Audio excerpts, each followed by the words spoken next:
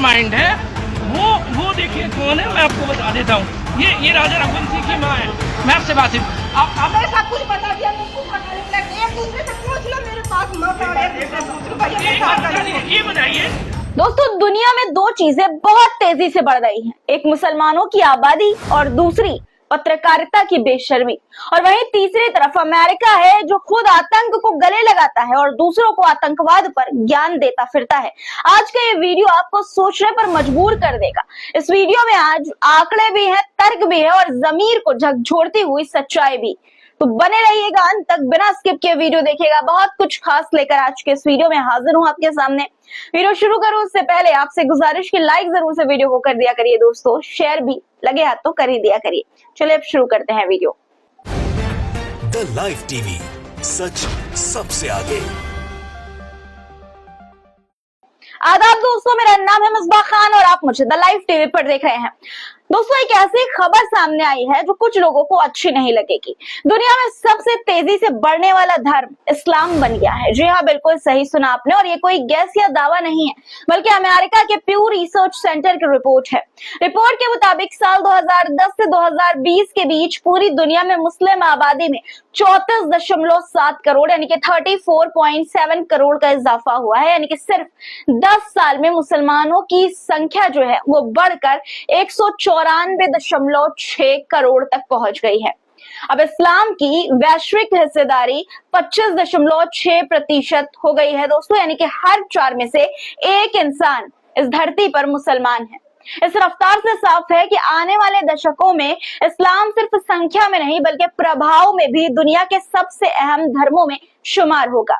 अब बात करते हैं हिंदू आबादी की दोस्तों। 2010 से 2020 के बीच हिंदुओं की संख्या भी बढ़ी है, करीब 12.6 करोड़ का इजाफा हुआ है। अब दुनिया में हिंदुओं की कुल संख्या 115.8 करोड़ हो गई है। हालांकि हिंदुओं की वैश्विक हिस्सेदारी 15% पर ही स्थिर बनी हुई है, न बढ़ी है न घटी है। जबकि भारत में हिंदुओं की आबादी 80% से घटकर 79.4% हो गई है दोस्तों। इसका मतलब ये है कि जहां मुसलमानों की हिस्सेदारी तेजी से बढ़ रही है, वहीं हिंदू आबादी अपनी स्थिति बनाए हुए है। अब सवाल ये है कि ये बढ़ती आबादी क्या सिर्फ जनसंख्या का मसला है? नहीं, ये उस समाज, उस संस्कृति और उस विश्वास का प्रमाण है जो दुनिया के कोने कोने में फैल रहा है। शिक्षा, माइग्रेशन, धर्मांतरण और जन्म दर, ये सारी बातें इन आंकड़ों के पीछे की वजह है। लेकिन सबसे बड़ी वजह जो है वो लोगों का भरोसा और जुड़ाव है एक धर्म पर। अब इस्लाम सिर्फ धर्म नहीं, एक ग्लोबल रियलिटी बन चुका है। एक तरफ दोस्तों दुनिया भर में मुस्लिम आबादी के साथ भारत में भी संख्या बढ़ रही है। इस्लाम का जो रुतबा है, जो पैर है, वो मजबूत हो रहा है। लेकिन दूसरी तरफ उसी भारत में इस्लाम को दबाने की भी कोशिश की जा रही है। एक तरफ ये कहा जाता है कि भारत मुसलमानों के लिए स्वर्ग है, लेकिन जो खबरें सामने आती रहती हैं वो इस दावे के विपरीत होती हैं दोस्तों। एक और खबर मैं आपको दिखाना चाहती हूँ। देखिए, उज्जैन, मध्य प्रदेश के उज्जैन से खबर सामने आई है। महाकालेश्वर मंदिर के पास मुस्लिम बहुल बेगम बाग कॉलोनी में 4 कथित अवैध निर्माण पर चला बुलडोजर। द मुस्लिम स्पेस ने ये खबर शेयर की है, वीडियो भी है, आप देख पा रहे होंगे आपकी स्क्रीन पर कि किस तरह से घरों को ध्वस्त किया जा रहा है। पहले 3 मुस्लिम संपत्तियों को ध्वस्त किया गया, अब तक 7 मुस्लिम संपत्तियों को ध्वस्त किया जा चुका है। कुल 28 मुस्लिम संपत्तियों को बुलडोजर कार्रवाई के लिए चिन्हित किया गया है, ये इस खबर में दोस्तों बताया गया है। एक तरफ दोस्तों इस तरह की चीजें मुसलमानों को दबाने के लिए की जाती है और दूसरी तरफ मुसलमान ही इस देश में सबसे ज्यादा दान देने का काम कर रहा है। देखिए आपकी स्क्रीन पर एक खबर है जिसमें ये बताया गया है कि टाइम मैगजीन द्वारा पहली बार दुनिया के टॉप 10 में भारत के सबसे बड़े परोपकारी व्यक्ति में विप्रो के संस्थापक अजीम प्रेमजी को जगह मिली है, जिन्होंने 29 यानी कि 29 मिलियन डॉलर रुपए दान किए हैं दोस्तों।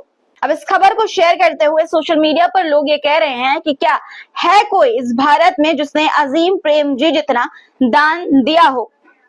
उसके बाद दोस्तों आप देख सकते हैं अब्दुल, जो हमेशा मुसलमानों को टारगेट करने के लिए कहा जाता है, इस्तेमाल किया जाता है, वो उसका भी जिक्र इस पोस्ट में किया गया है। टीआरपी के भूखे गिद्ध पत्रकारों को आपने कभी देखा है दोस्तों? नहीं तो आज देख लीजिए, मैं आपको दिखाना चाहती हूँ। लेकिन ये आसमान में नहीं उड़ते हैं, कैमरा उठाकर इंसानों के बीच फिरते हैं, इंसानियत को नोचते हैं, दर्द को बेचते हैं और आंसुओं से टीआरपी कमाते हैं। ये पत्रकार नहीं, ये पत्रकारिता नहीं, ये शर्म है। और आज हम उसी शर्म की तस्वीर आपके सामने रखने जा रहे हैं। देखिए ये वीडियो। माइंड है वो देखिए कौन है, मैं आपको बता देता हूँ। ये राजा रघुवंशी की माँ है।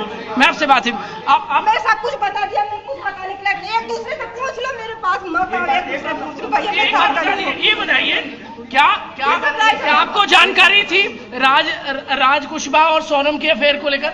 हमें कुछ जानकारी थी। 20 साल का बच्चा किसका अफेयर कर सकता है ये बताओ। मैं बहुत देर से थक गई। अरे लाइटिंग हटाओ, मेरा जान घबरा रहा है भाई। क्यों मेरे पीछे पड़े हो जानबूझ के? मैं सबको बता चुकी भाई कि मेरा बच्चा ऐसा काम नहीं कर सकता। 20 साल का था, उसके पापा शांत हो गए थे जब से वो बेचारा 10 साल 10वीं में पढ़ रहा था। इस वायरल वीडियो में एक महिला से बार बार जबरदस्ती बयान लिया जा रहा है, मुंह में माइक ठूस ठूस कर। वो साफ कहती है कि हमने जो कहना था कह दिया, आप दूसरों से पूछ लीजिए। लेकिन कैमरे वालों को तो मानो कुछ और ही चाहिए। उन्हें उस औरत के आंसू, उसका टूटना, उसका दर्द, उसकी तकलीफ सब लाइव कैप्चर चाहिए ताकि उनकी टीआरपी की दुकान चमक सके। पत्रकारिता का काम लोगों की आवाज उठाना है, उन्हें और जख्मी करना नहीं है। लेकिन अफसोस आज इस देश में कुछ रिपोर्टर गिद्ध बन चुके हैं जो लाशों पर मंडराते हैं और जिंदा लोगों की तकलीफ को चीरते हैं। इंसान की तकलीफ से अगर आपको टीआरपी मिलती है तो ये पत्रकारिता नहीं, ये इंसानियत के नाम पर धब्बा बन चुका है और ये कहने में मुझे कोई शर्म नहीं है। अब बात अमेरिका की सेलेक्टिव डिप्लोमेसी की करते हैं दोस्तों। अमेरिका ने पाकिस्तान के आर्मी चीफ को आर्मी डे पर न्योता भेजा है। क्या ये वही पाकिस्तान नहीं है जो आतंकियों की पनाहगाह है? सवाल यह है कि भारत की विदेश नीति अब कहां है? जब अमेरिका जैसा देश टेरर स्पॉन्सर स्टेट के आर्मी चीफ को बुलाता है तो क्या हम सिर्फ तमाशा देखेंगे? क्या अमेरिका को याद नहीं है कि पाक की सेना पर FATF की नजरें हैं?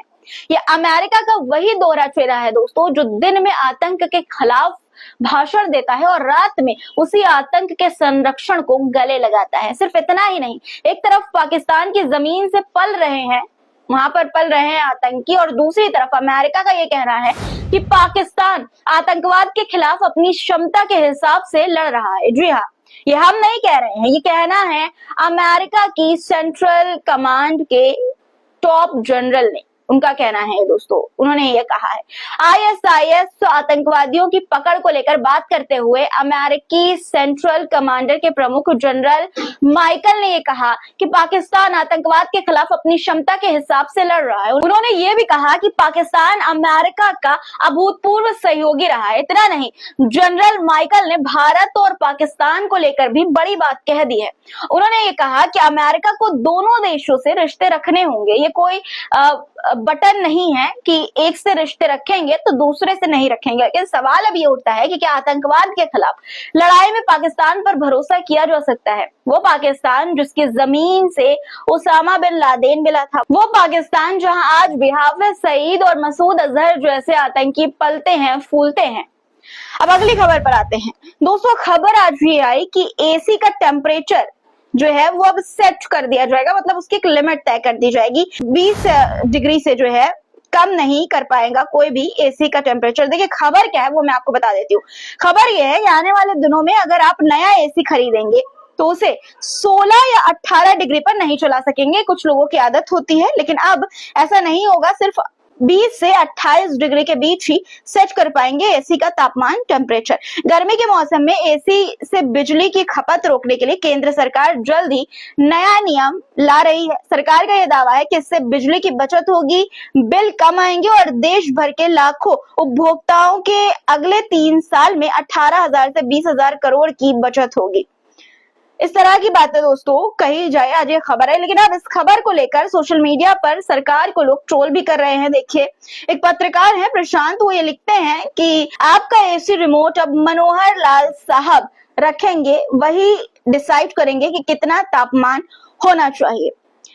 विपक्ष भी घेर रहा है दोस्तों। कांग्रेस केरल की तरफ से प्रधानमंत्री मोदी की इस फोटो के साथ ये ट्वीट किया गया कि घर में घुस के टेम्परेचर सेट करूंगा, ये लिखा गया। अब दोस्तों आप इस सरकार के इस फैसले पर आपकी क्या राय है, कमेंट में जरूर बताइए। आप सहमत हैं इस फैसले से या नहीं, कमेंट में इस पर अपनी राय जरूर लिखिएगा। अब अगली खबर की ओर बढ़ते हैं दोस्तों। देखिए, पहले मैं आपको वीडियो एक दिखाना चाहती हूँ, उसके बाद इस वीडियो की सच्चाई आपको बताऊंगी कि आखिर माजरा क्या है। देखिए पहले आप वीडियो।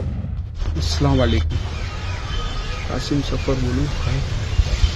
मम्मी तो मैं कोई टेंशन लेता नहीं, अब पुलिस उन्हें तलाश से वो दुनिया छोड़ी न जाए। मुझे बहुत टॉर्चर दे पुलिस गोविंद वंश काड़ू पुलिस वालों बहुत टॉर्चर करे। मैं જ્યાં ઉઘરાણી કરવા ગયો તો वहाँ भी મને એવી રીતના ટોર્ચર કરતા, એટલે મારે અહીંયા આવવું પડ્યું। મારું પેમેન્ટ છે કે બધાને પેમેન્ટ દેવાની મારી ગણતરી છે। इस वीडियो को शेयर किया है दोस्तों एक जिग्नेश नाम के शख्स ने, ट्विटर यूजर ने, और शेयर करते हुए ये जानकारी दी कि गुजरात के वेरावल टाउन में कासिम मोहम्मद नाम के एक मुस्लिम भाई को पैसे के मामले में पुलिस ने इतना जलील किया, इतना मारा कि आज उसने ये वीडियो बनाकर आत्महत्या की कोशिश की, यानी सुसाइड करने की कोशिश की। कासिम अस्पताल में जीवन मरण के बीच संघर्ष कर रहा है। मैं मांग करता हूं कि पुलिस के खिलाफ एफआईआर दर्ज होनी चाहिए। अब दोस्तों ये हाल है इस देश में मुसलमान का। आपको क्या लगता है, क्या एफआईआर वाकई में पुलिस के खिलाफ होगी? कमेंट में अपनी राय इस पर जरूर लिखिएगा। आज के लिए फिलहाल इतना ही। आज के मुद्दों पर आपकी क्या राय है, कमेंट में जरूर लिखिएगा। चैनल को सब्सक्राइब नहीं किया है तो फटाफट कर लीजिए, लाइक बटन प्रेस करके जाइएगा। फिर मुलाकात होगी, तब तक के लिए अपना बहुत सारा ख्याल रखिएगा। खुदा हाफिज। द लाइव टीवी, सच सबसे आगे।